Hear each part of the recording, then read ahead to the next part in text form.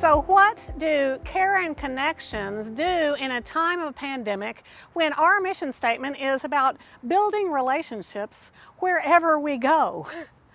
Well, the deacons started out by reaching out to people who were alone or isolated, like maybe in their assisted living, or even like single moms of kids who were now home.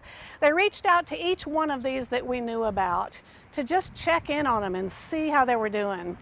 And we got responses from, well, you know, spend your energy on someone else because I don't need any care, to, gosh, you guys are my lifeline. I haven't talked to a person in 2 weeks. So next, you know, our Connect groups were formed to begin to let people gather in short-term settings around a topic like coping with COVID or wellness with Pilates. Our new member class, which is cool during a pandemic.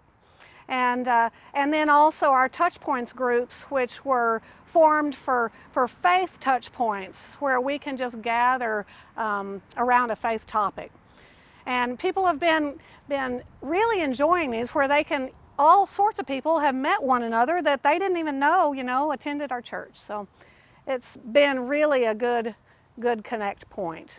You know, we had in these last summer months our safe conversations about racism. And these have been conversations about a difficult topic that we've just come to as we are, and have had the conversation with one another around this, no matter where we stand on it. And I wanted to read you a part of a letter from Katie Hedrick. She's been doing the hard work around racism, and she talks about Canyon Creek as a family. She says, over the last 5 years I've been part of the church, I've come to understand how CCPC is a church family. Over the past month, our church leaders have decided to respond to the racial tensions of our nation by being real with us. They could have preached about what's going on, being careful not to say anything upsetting to anyone. In contrast, our pastors have encouraged us to listen to those who are hurting and angry, even if they say things that we disagree with.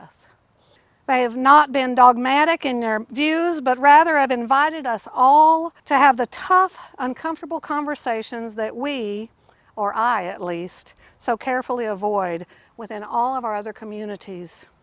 In short, they're treating us like family. During these months, the question, are we really family, has become vitally important to me, she says. If my answer is no, then I can be guarded, hide my emotions when I feel upset, and only share my views with those I know will largely agree with them. If my answer is yes, then I must be open and willing to work through my emotions with those in the church. It means truly considering opinions that are different from mine, rather than dismissing them. Hardest of all, it means trusting others to listen to my opinion without judging me or placing a label on me. I actively made the decision to embrace CCPC as family. For me personally, the last month has been the hardest ever in terms of my relationship with my church, and yet I've never felt more grateful for my church family. Thanks, Katie. That's what it's about, I think. Building relationships wherever we go. We've got continuing conversations coming up this fall. I hope that you will plug in wherever you can. Just come as you are. We're all family. Look at how far we've come. God's going to bring us through.